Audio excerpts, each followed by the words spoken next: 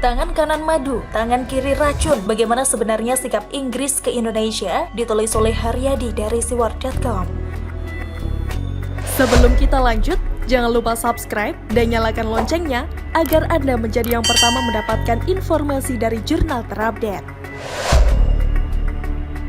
Baru saja memanen komitmen investasi sebesar 9,29 miliar dolar Amerika Serikat dalam pertemuan COP26 di Glasgow dengan tema Green Economy dari Inggris disertai puja-puji untuk presiden kita. Inggris lagi-lagi berulah.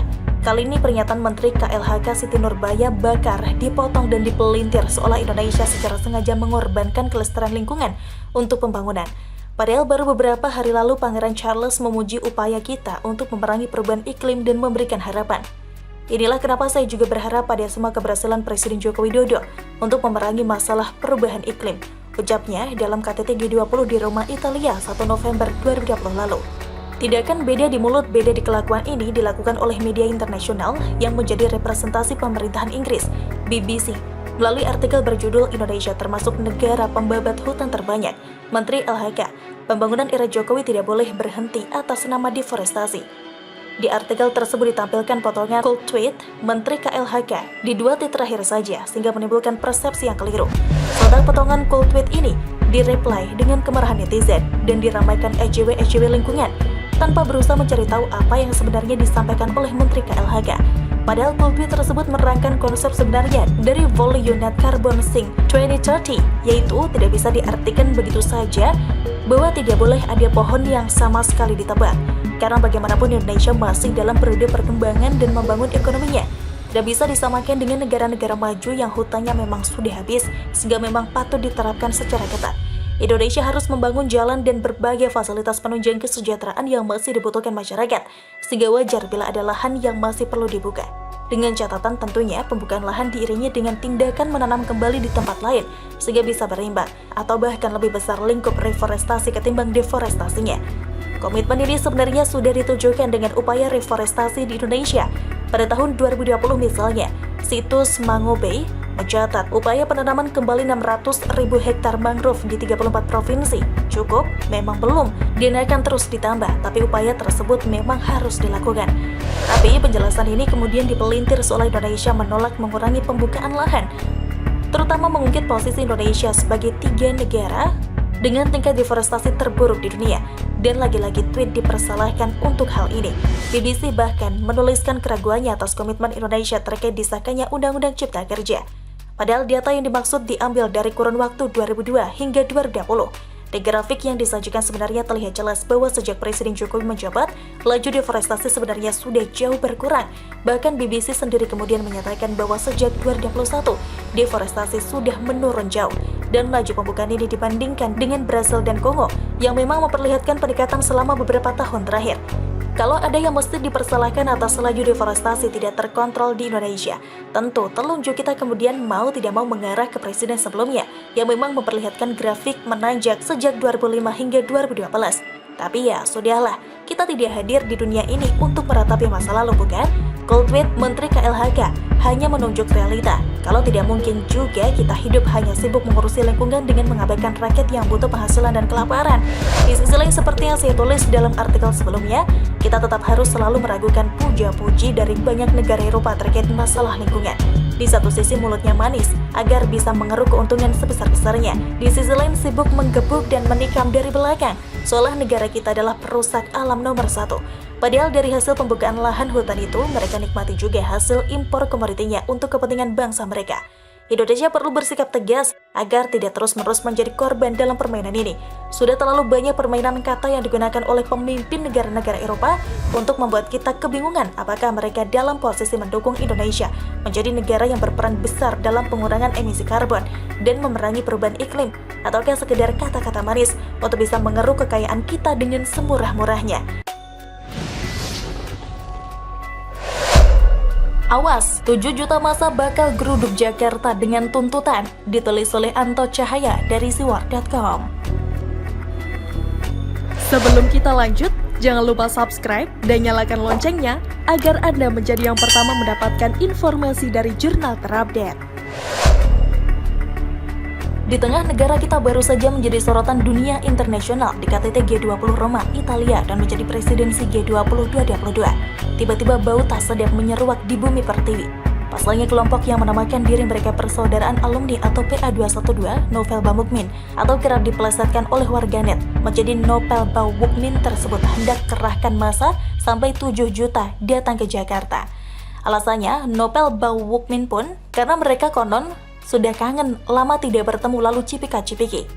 Kemudian juga memiliki agenda menuntut bebaskan Habib Rizik dan mengusut kematian 6 laskar ex-FPI yang meninggal dunia dihadiahi timah panas oleh aparat. Seperti yang diberitakan oleh rekan awak media berikut ini, Wakil Sekretaris Jenderal atau Wasekjen Persaudaraan Alumni atau PA212, Novel Bamukmin membeberkan pihaknya akan menggelar reuni 212. Rencananya, reuni 212 akan digelar pada 2 Desember 2021. Novel mengatakan reuni 212 setidaknya akan diikuti oleh 7 juta massa.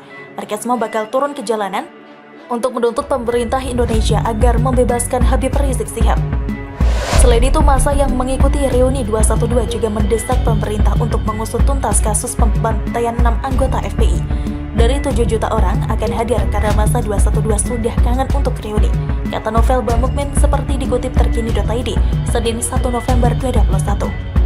Dan dengan momen yang sangat penting yaitu bebaskan IBHRS serta usut tuntas peristiwa 6 laskar FPI. Lanjutnya, menurutnya sudah banyak umat yang merindukan momen persatuan di acara reuni Akbar 212. Karena itu Novel mengatakan pihaknya siap menggelar reuni 212 seperti tahun-tahun sebelumnya.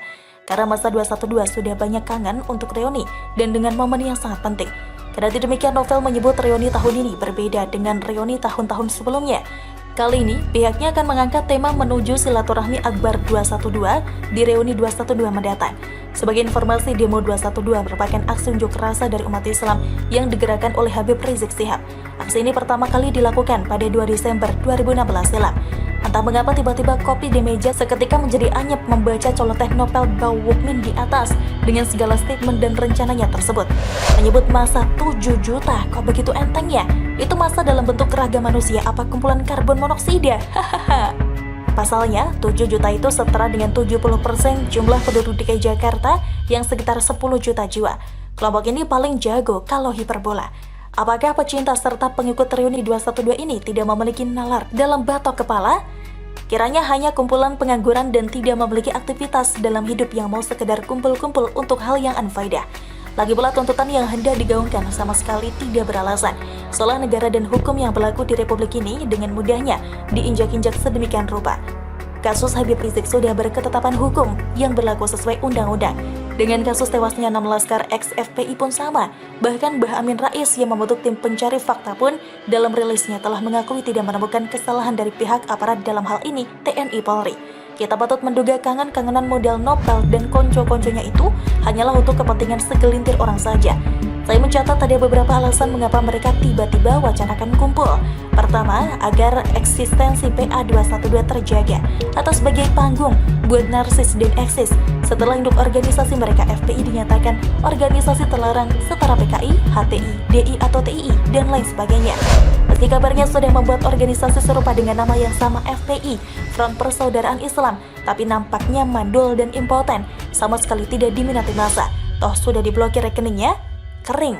Kedua, sebagai promo untuk ajang bergaining power, partai politik juga tokoh politik. Maklum, jelang pemilu 2024, biasanya partai dan tokoh politik mulai lirik sana-sini, dan salah satunya kelompok atau ormas yang dianggap memiliki massa besar. Nah, PA212 mencoba menjajakan diri mereka. Jika deal dan cocok, bisa merapat. Tapi, untuk yang satu ini kiranya sudah dapat ditebak. Mungkin untuk partai, kalau tidak PKS, Demokrat atau PAN. Sedang tokoh politik Anies Baswedan atau Ridwan Kamil. Sedang JK cukup di belakang layarnya. Ketiga, Nopel CS sedang berusaha mencari perhatian pemerintahan Jokowi yang akhir-akhir ini kian solid. Bahkan Indonesia di dunia internasional sedang menjadi pusat perhatian. Seperti biasa, jika negara sedang baik-baik saja dan Jokowi mendapatkan puja-puji, maka harus ada gaduh dan kisruh untuk memberi kesan Indonesia tidak baik-baik saja. Begitulah kira-kira. Sudah menjadi suratan takdir yang harus dipikul seluruh rakyat Indonesia yang waras secara logika. jika pada akhirnya harus melawan arus pemikiran kelompok spesies yang terbalik cara berpikirnya, kaum kontekstual dan konseptual. Masa 2004-2014 saat Republik ini dinahkodai seorang jenderal yang bernama Susilo Bambang Yudhoyono, kelompok-kelompok dengan dasar fundamentalis tumbuh subur di negara kesatuan Republik Indonesia. Dan di era Jokowi, kelompok yang unfaedah dan bikin gerah diberangus. SBY yang membiarkan tumbuh liar sampai akhirnya membolak-balikan nalar rakyat Indonesia. Dan seorang Jokowi yang akhirnya merapikan rumput liar yang tumbuh tidak beraturan. Dan tidak hanya merapikan tapi juga mencerabut sampai akar. Bagaimana menurut Anda? Silahkan tulis komen Anda di kolom komentar. Jangan lupa untuk like, subscribe, dan share. Arkata pamit, sampai jumpa.